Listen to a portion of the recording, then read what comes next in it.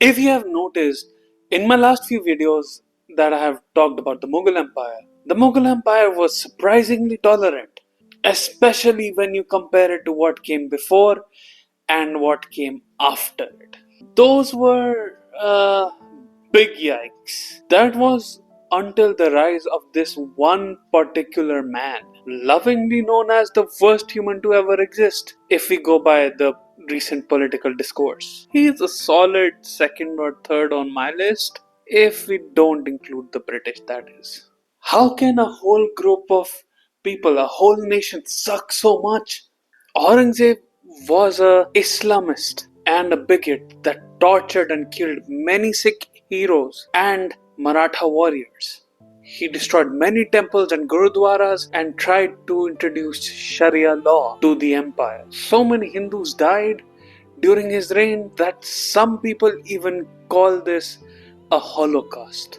And by this point, the empire was ostensibly as large as the subcontinent itself. How can a man like that come to power? Well, there's a good reason behind that. And to look into it, we have to look at Shah Jahan's rule. So let's jump into it. For the first half of his rule, Shah Jahan was a very competent ruler. He not only continued the policies of his predecessors of religious tolerance and economic growth, he used the extra money that he got from it to push further south into the Deccan and expand his empire to become one of the largest in the history of the subcontinent. Then his prime wife Mumtaz Mahal died.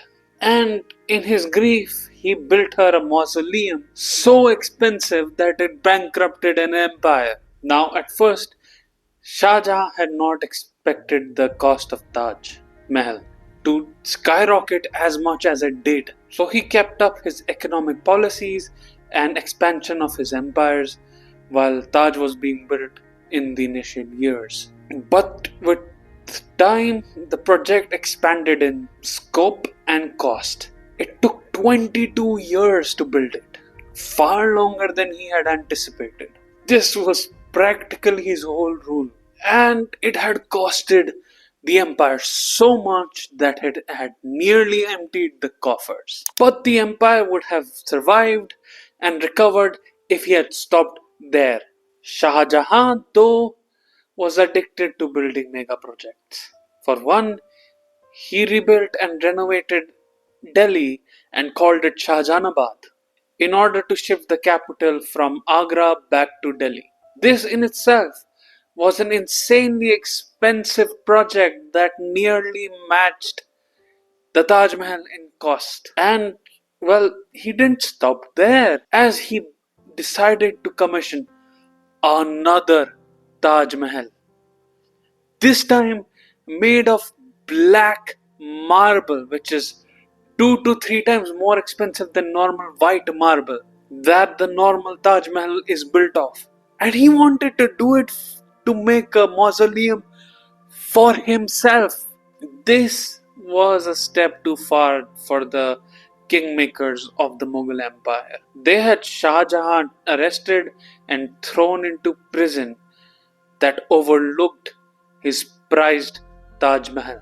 The only problem with their plan was that his heir was Dara Shikoh. Now, Dara Shikoh is one of my favorite historical figures in Indian history. He was a man who loved life and wanted to know the secrets of the universe.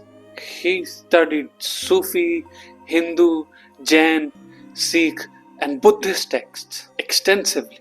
He even had the Vedas and Upanishads translated to Persian and Urdu, making them accessible to the common man. And that's not all. He was even interested in the more recent scientific advancements going on across the world. He was beloved by his father and hence was protected from war. He lived a protected life of the court and was hence spoiled beyond measure. He might have been a good follow-up for Akbar or even Jahangir, but after the frivolous spending of funds that Shah Jahan had done, he was not the person that the empire needed at the moment.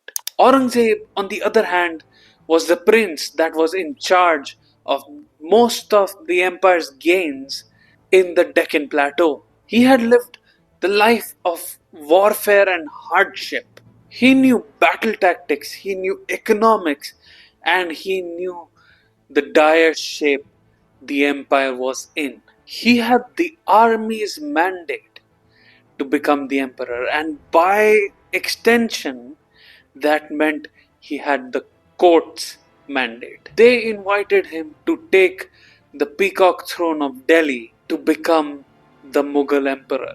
But the faction that was loyal to Shah Jahan and by extension Dara Shikoh would not have it.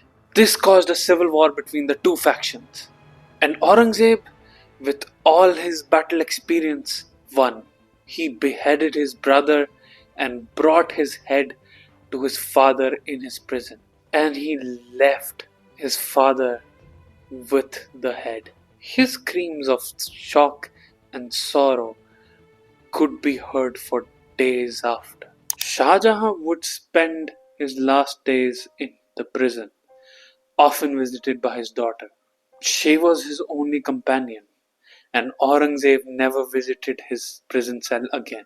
And Shah Jahan's loyalists, who had at this point centered themselves around his daughter, had to sneak out Shah Jahan's remains when he died into the Taj Mahal for him to be buried without the knowledge of the emperor. Aurangzeb, for his part, got to trying to recover his empire. He reintroduced the jizya tax for the non-Muslims.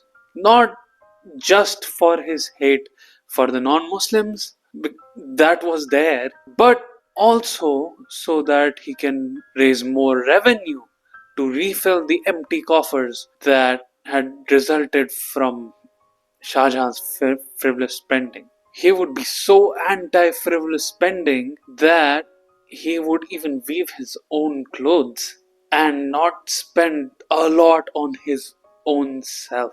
He introduced many austerity measures that would stop the bleeding of the empire's funds, which included stopping the subsidization of many Hindu temples and ashrams.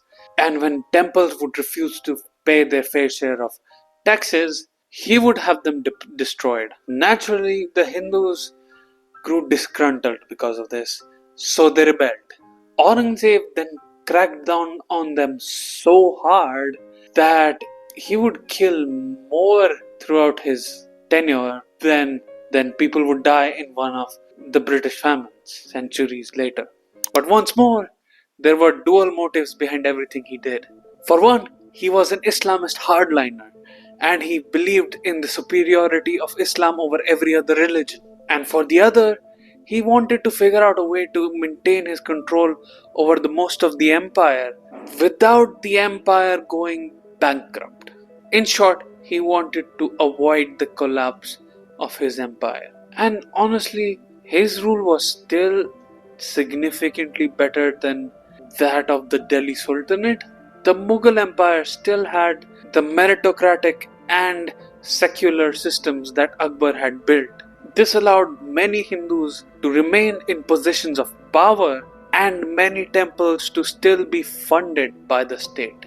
And many subsidies were still granted to those who didn't rebel. On top of that, his structure of jizya was not even close to as brutal as it was under the Delhi Sultanate, as it was tiered based on the income of the individual rather than being a flat fees, which meant the poorest few didn't have to pay jizya. Plus, the tax that Hindus had to previously pay while going on their pilgrimages before Akbar was still abolished. It's just that the non-Muslims had gotten used to not living under such draconian law under the Mughal Empire and other kingdoms across the subcontinent over the last century. Aurangzeb had brought it back to a population that had since forgotten what it felt like to live in such conditions. And that is why so many rebellions happened, and that is why he's looked so negatively upon. Just don't ask Aurangzeb his personal opinion about non-Muslims. He will start sounding a lot like a certain mustache man. And don't ask me what he did to the Sikhs, because that deserves its own video. But as it often happens, when evil and darkness reaches its threshold, someone always rises up to challenge it and bring back the light. That is the story I will explore next time, with the rise of Chhatrapati Shivaji Maharaj and his Maratha rebellion. See you next time.